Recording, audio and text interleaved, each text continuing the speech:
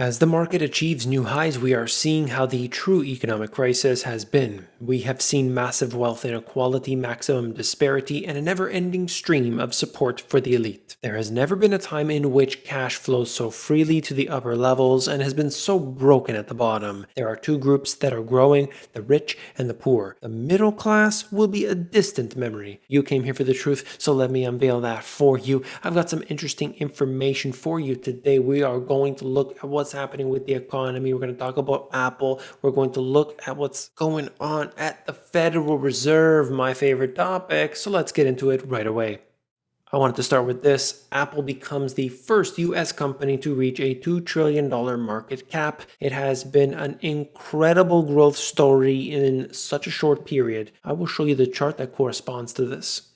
Here we have it in, like I said, a short period. We went from $1 trillion in the market cap, the March lows, to $2 trillion. A few short months, and this company went from basically the biggest in the world already as it was to an unprecedented surge afterwards. $2 trillion for this company, and we know that this has gone parabolic. When you look at the tech stocks and their growth, they are all basically forming a hockey stick. There's no other way to put that. And you could justify it one way, shape, or form. Doesn't really matter. I'm simply pointing out to how fast this company and many others have grown. You can see what has been part of the rise, the reason why this stock has risen. Other tech stocks have risen. You look at the data, which corresponds to the shares outstanding here, which is basically what they've been doing to buy back shares. And as a result, the number one buyer of stocks today has been the companies themselves. It doesn't even make sense for the average person who wouldn't know how the stock buybacks work. But you can see right here, Apple shares outstanding. It peaked out in around 2013, and you can see that they've been buying back their shares ever since. They've been doing so, and as a result, it has continued to push the stock prices up. While this has been happening, we have seen the big funds, the retail investors, everyone piling along, and so this stock has performed incredibly. But we must understand why that's happening exactly, who's really leading the charge, who is the biggest buyer, and this right here gives us some detail. The Federal Reserve was not quote-unquote dovish enough, and that upset the market supposedly, but it is short-lived because they will always find a reason to buy in more. If they're not dovish enough, maybe that means they'll be dovish later. If they're not dovish enough, maybe they'll have to multiply efforts at a later time. Oh, not dovish today, but dovish tomorrow. There will always be an excuse for the market to continue to rise higher. Of course, until that's not the case. In the minutes from its July meeting, the Fed said, quote, the ongoing public health crisis would weigh heavily on economic activity, employment, and inflation in the near term and was posing considerable risk to the economic outlook over the medium term. They kept rates unchanged, noting that the economy was still in need of monetary support. Sure, just like it needed monetary support 11 years after they began it, they still need monetary support today. But the market didn't really like it because they were expecting to introduce something new, yield curve control, maybe a hint at negative interest rates, and none of that came around. In fact, some of the participants, as they like to call it, started to talk about how they would eventually want to bring interest rates up. They didn't set a date on that, they simply just talked about it. That right there was enough to spook the market, at least for the very short term. If there's one article that you read today, make this the one. Longtime bond bull Lacey Hunt sees one huge risk. He hasn't changed his view that the treasury yields are heading lower, but a move to literal money printing could change the game. And I'll break down just a small piece of what he talked about, but definitely read this interview because it is very informative. At this part of the article, they're basically talking about how they're printing up more money, how they are expanding the deficit, the debt, and so on. Hunt insisted it was mostly a continuation of what he's seen for years, essentially piling on more debt today, not to boost future productivity, but just to keep the economy afloat, will lead to decades of slow growth and potential disinflation. This is something that I've talked about hundreds and possibly thousands of times before. What they are doing to solve a debt problem is to apply more debt. It doesn't work, of course, because as they pump more money in, the growth slows down. I have noted this through many indicators before, and I'm just glad to see that there is more information piling up on top of that. For now, the Fed looks invincible to many investors. Hunt would remind them that the central bank's previous quantitative easing episodes did little to sustainably lift growth or inflation. Policy response this time isn't all that different, Hunt says. It's just larger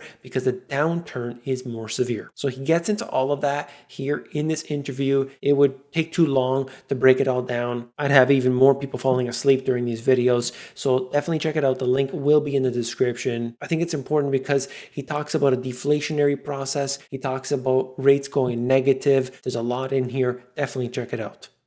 Monopoly power lies behind the worst trends in the US, Fed study says. So first, I just want to talk about what they say here, and then we'll go to the humorous part. The concentration of market power in a handful of companies lies behind several disturbing trends in the US economy, like the deepening of inequality and financial instability. A decline in competition with large firms controlling more of their markets as a common cause in a series of important shifts over the last 4 decades. In this paragraph, they highlight some details. I know that you've seen this talked about before, but the reason I found it interesting was that this is coming from the Fed. These two people are Federal Reserve Board economists. So we're talking about individuals who are on the inside of this, and they are working for this organization that is, above all else, the monopoly of monopolies. So here's the report right here directly from the federalreserve.gov website. They talk about income inequality, as they mentioned here. They talk about wealth inequality down here, and there's more to this. But as I said, we're talking about this organization that literally has the power to print money, as much money as they want. They can create as much inflation as they want. They can reduce interest rates, increase interest rates, and even if the people do not give them permission to do certain actions, they simply sidestep it and they do whatever they want. That's how insane this has become. We must acknowledge that. I found it so funny that of all groups, the Federal Reserve would talk about this. This is an interesting article here. They get into what's been happening as a result of all the money printing, the debt expansion, and who's benefiting, who's losing out. Right at the top here, reserve expansion has benefited large firms and institutions, but left small and medium enterprises, SMEs, behind. This business category, we're talking about anywhere from 1 to 249 employees. Understand that that represents 70% of all jobs and at least half of the value creation. Thus, absent reform, the extraordinary measures being pursued by central banks will likely keep unemployment rates higher and productivity levels lower than they otherwise could be. They tell you that they're loaning money to the small businesses. Small business loans are out there. We're trying to do our best. But the actual policies that are put in place, the actual factors that make up everything we are seeing today benefit those at the very top. Those are the people that get all of the benefits, and you are in this right here. I know many people think, well, my income is part of the 1%, and so my 401k, well, it's in here, and so I'm part of the cool club. George Carlin has a message for you. All right, moving on. Although the intention of reserves is to create more loan and credit growth and improve overall financial conditions within an economy, practice usually fails to live up to theory. When the liquidity isn't languishing on bank balance sheets for a rainy day, most of the money flows to large companies. To a large extent, SMEs miss out. Of course, this is the way it's been going for a long time. It's just getting worse as the years go on. People simply point to what's happening in the stock market and they say everything is fine. But if people only knew this information, they would not suggest that. I found this information is related to what's going on with the ECB, brings the data all the way back to 1999. It's talking about the alphabet soup of trash, which in this case here, the TLTRO tracker, and essentially just showing you what they've been doing over this period. It gives insight into the scale and duration of the Euro system refinancing operations. You can see how that's changed over the years. I just wanted to give you a quick little breakdown of that. You can look at this chart if you are interested. I'm going to move on. This one is massive. It now takes more than a year's pay to cover basic needs. This is called the cost of thriving index. And when I saw that, it's just mind blowing to think about. More than a year's pay. So the average person every year is underwater. Of course, those making a lot of money, those who are able to save, those who have been gifted money, those who have been making profits along the way and so on, they're in a different situation. But we know, absolutely, no doubt about it, expenses have been increasing.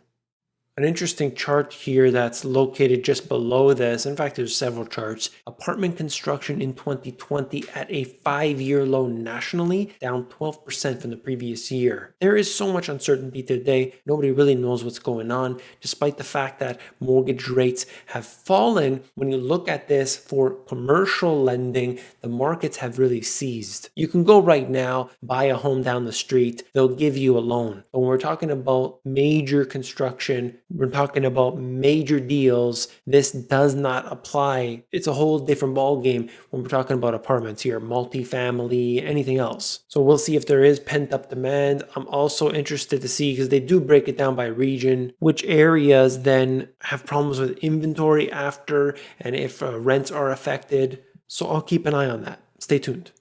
This information out of Bloomberg just uses the economic activity, specifically what they call high frequency data, credit card use, travel, and location information. For the first 2 weeks of August, activity declined in countries with renewed outbreaks such as Italy, France, and Spain, and the recovery remains sluggish in Germany, Sweden, and Norway. The US, the UK, Canada, very far below their quote-unquote normal levels of activity, but have been catching up.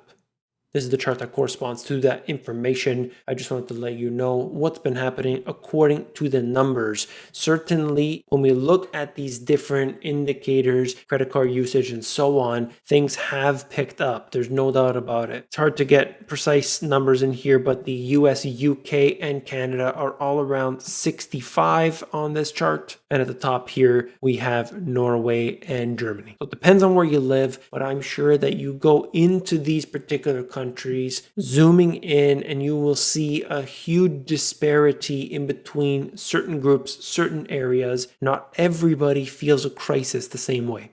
That's all for this video. If you found it informative, hit that thumbs up button. When you do, you are supporting me. I want to thank you for that.